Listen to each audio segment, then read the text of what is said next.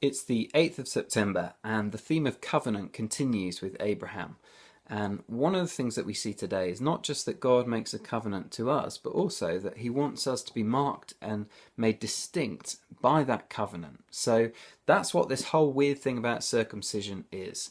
Back in the day, as it is today indeed, that was considered to be a very important part of the male body. And God, in telling Abraham and his male buddies to have the snip, is saying that I want you to look different from the peoples around you, because no one else around you would get circumcised for no reason. So he's saying this is a way of you being distinct and marked out. In the same way, for us as Christians in the church, there are to be things that mark us out as distinct from people around us. And one of the things that I find a helpful exercise every now and then is to think about, what am I doing that if I wasn't a follower of Jesus, there is no way I would be doing that? Or what am I not doing that if I wasn't a follower of Jesus, I would definitely be doing? And if we can, if there's nothing on that list, if there's nothing I'm doing that I wouldn't choose to do anyway, I have to then ask a question about, well, what is it that's making me distinct from someone who's not a Christian?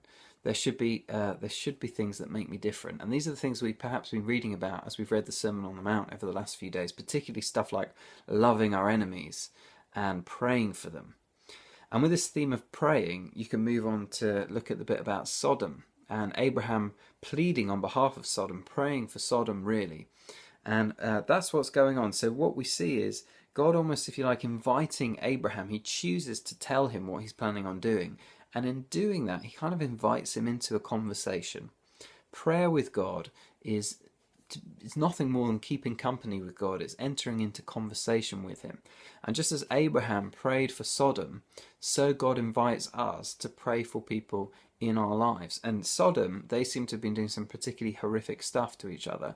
We're to pray for people who we think are complete write-offs, who we think, yeah, there's no chance that person will ever change. These are exactly the sort of people that we should be lifting to God in prayer.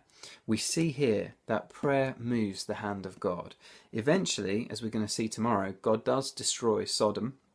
And we know under the New Covenant, the New Testament, that God deals with our sin by taking death upon himself and destroying himself in the person of Jesus Christ on the cross, rather than by destroying a city.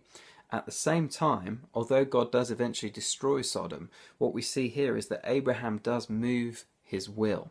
It's a mental, crazy thing to think that I can sit in my tiny, pokey little room and I can mumble these prayers that dribble off my lips and fall into my lap. They're so lacking in faith. And the Lord of heaven hears them. What is the impossible situation?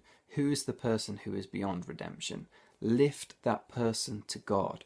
Never give up. Never stop doing that. He wants us to enter that relationship and to have that conversation with him.